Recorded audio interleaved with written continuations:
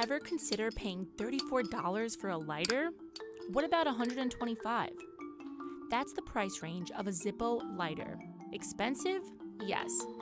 But people insist these beloved lighters are not only functional, but a sentimental little treasure.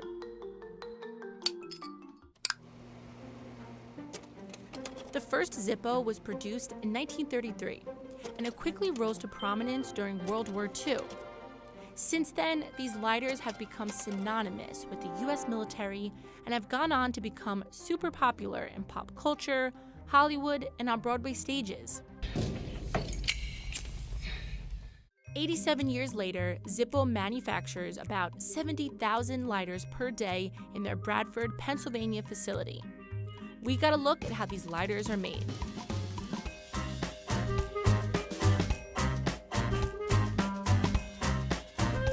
The process begins with large sheets of brass being shaped into the case's top and bottom pieces.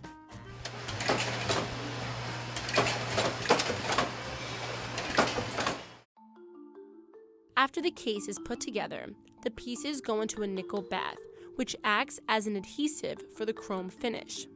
Once they're rinsed in the bath 5 times, they'll go into the chrome tank for 4 minutes, then emerge as a shiny chrome-plated case.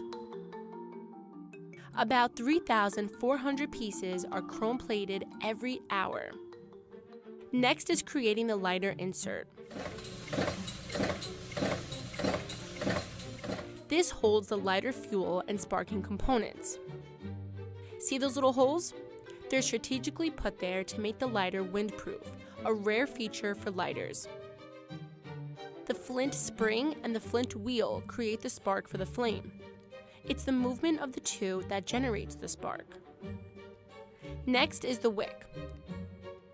The wick zigzags through cotton that acts as a sponge for the lighter fuel, which is added later on. The insert is finally put into the case.